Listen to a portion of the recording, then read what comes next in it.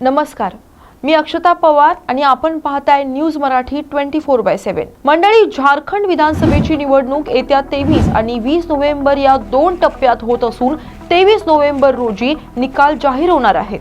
दरम्यान बांगलादेशी घुसखोरांची समस्या, आदिवासींच्या जमिनीचं रक्षण आणि त्यांच्या अस्मितेचं संरक्षण हे राज्यातील प्रमुख मुद्दे म्हणून समोर आले असून संथाल परगणा या राज्याला मुस्लिमांच्या जिहादचा सर्वाधिक फटका बसलाय।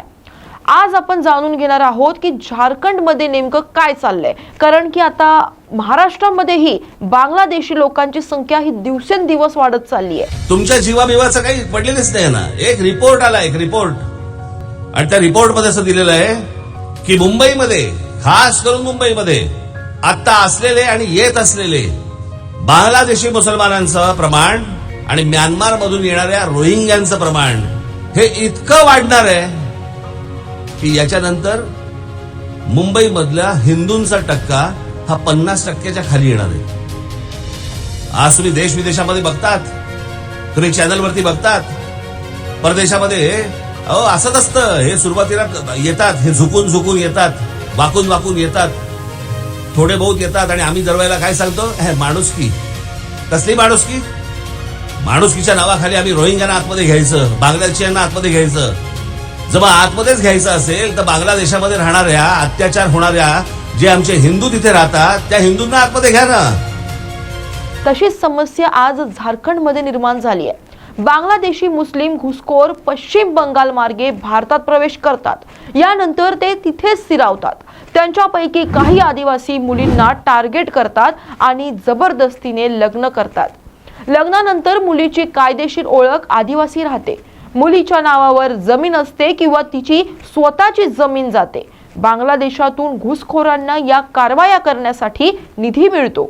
मुलींशी आदिवासी ओळख टिकवून ठेवण्याचा उद्देश सरकारी फायदे मिळवणे हा आहे। याशिवाय अनेक भागात मुस्लिमांशी लग्न करणाऱ्या मुलींना निवडणूक लढवण्यास भाग पाडले जाते। या भागातील जागा महिलांसाठी राखीव असतात। आज तकच्या अहवालानुसार या भागात घुसणारे बांगलादेशी खाणकामासाठी असे करत आहेत। एकूणच या ठिकाणी ओळख सातत्याने बदलत आहे। बांगलादेशी घुसखोर झारखंडमध्ये प्रवेश करताच त्यांना बोगस ओळखपत्रही दिलं जातं। येथे आधीच स्थानीय झालेले लोकही त्यांना त्यासाठी मदत करतात।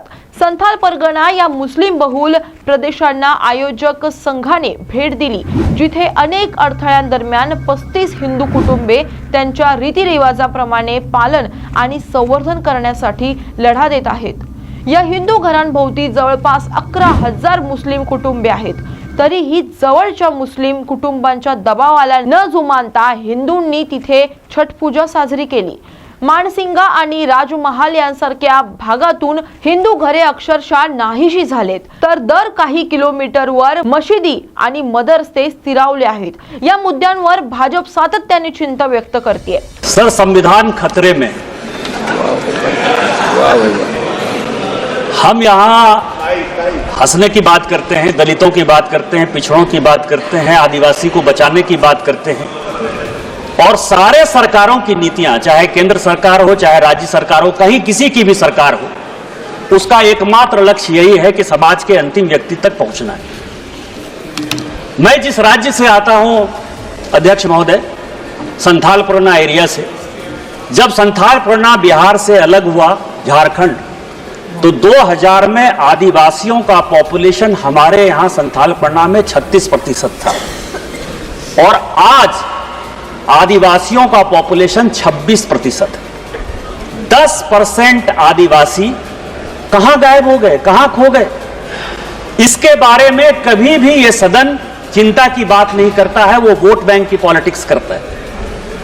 और जो हमारे यहां सरकार है, झारखंड मुक्ति मोर्चा, कांग्रेस, वो इसके ऊपर जो है कोई भी एक्शन नहीं लिया जा रहा है। आज क्या हो रहा है, बांग्लादेश का घुसपैठ हमारे यहां लगातार बढ़ रहा है।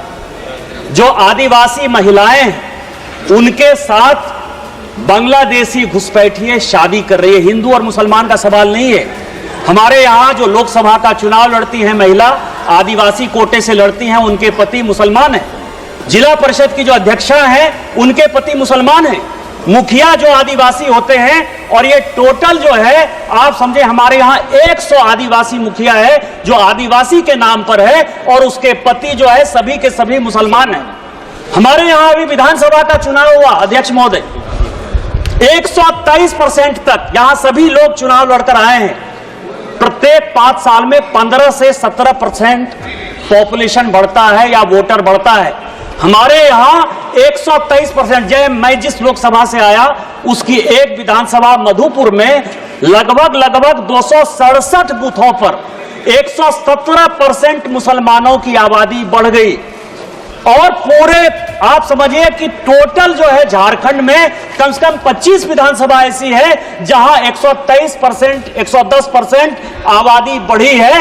ये एक बड़ा चिंता का विषय है। दूसरा सर, हमारे यहां अभी पाकुड़ जिले में तारानगर इलामी और डांगापाड़ा में दंगा हो गया। दंगा क्यों हो गया कि बंगाल से ममता बनर्जी की जो पुलिस है और वहां के लोग मालदा और मुर्शिदाबाद से आकर हमारे लोगों को भगा रहे हैं और हिंदुओं का गांव खाली हो रहा है। ये बड़ा ही सीरियस विषय है। मैं और रिकॉर्ड कर रहा हूं, यदि मेरी एक बात गलत है तो मैं इस्तीफा देने को तैयार हूं।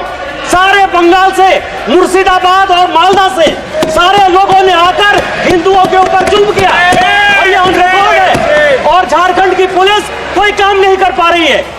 मेरा आपके माध्यम से स्पीकर महोदय आग्रह है कि पूरा मालदा, मुर्शिदाबाद, अररिया, किशनगंज, कटिहार और हमारे यहाँ साहबगंज, और ये झारखंड हाईकोर्ट का अभी 22 जुलाई का ऑर्डर है जो ये कह रहा है कि मुसलमानों की आबादी दिन प्रतिदिन बढ़ रही है और वहां भारत सरकार को हस्तक्षेप करना चाहिए। कि यह जितना किशनगंज, अररिया, कटिहार, मालदा, मुर्शिदाबाद और पूरा संथालपना है, इसको यूनियन टेरिटरी बनाइए, नहीं तो हिंदू खाली हो जाएंगे। एनआरसी लागू करिए, और इसके पहले यदि कुछ नहीं होता है तो सबसे पहले हाउस की एक कमेटी भेजिए और पूरे सभी उसमें तृणमूल कांग्रेस के मैक्सिमम पर रखिए कि वो कमेटी जाए। और दूसरा जो ये लॉ कमीशन की रिपोर्ट है 235वीं 2010 की, उसको लागू करिए कि धर्मांतरण और शादी के लिए परमिशन जरूरी है। या प्रदेशातील दुर्गम हिंदू समुदायांना अनेक अडथळ्यांचा सामना करावा लागतोय। परिसरातील मुस्लिम बहुसंख्य लोकांनी त्यांना असं करण्यास मनाई केल्यामुळे त्यांनी मासेमारी सोडली। आम्ही अनेक वर्षांपासून कर भरत आहोत, पण 2014 नंतर परिस्थिती बदलली जेव्हा आम्हाला वाटलं की केंद्र सरकारने आम्हाला पाठिंबा दिलाय। या बदलामुळे आव्हानेही आली। आता आम्हाला मासेमारीच्या ठिकाणी जाण्याची परवानगी नाही। धनी चौधरी नावाच्या स्थानिक व्यक्तीनं याबद्दल माहिती देताना सांगितलं की घुसखोरी केवळ जमिनीवरच होते असं नाही, तर निवडणुकीतही होते। बांगलादेशी घुसखोरांची समस्या लग्न आणि मालमत्ता चोरीच्या पलीकडे आहे। त्याचा संबंध लोकसभा निवडणुकीशी आहे। राजमहलचे आमदार अनंत ओझा यांनी काही दिवसांपूर्वी खासगी मीडिया हाऊसला सांगितलं की त्यांच्या भागातील गावांमध्ये मुस्लिम मते मोठ्या प्रमाणात वाढली आहेत। अनंत ओझा यांच्या म्हणण्यानुसार 2019 मध्ये त्यांच्या विधानसभा बूथ क्रमांक 187 वर 672 मते मिळाली होती। 2024 पर्यंत ते 1461 पर्यंत वाढले। हे जवळपास 117% वाढल्याचे त्यांनी सांगितले।